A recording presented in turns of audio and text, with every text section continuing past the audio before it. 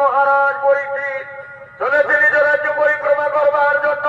নৃত্য অভিনয় করে দেখাবেন আপনাদের সকলের অতি সুপরিচিত তরুণ নৃত্যশিল্পী আপনারা।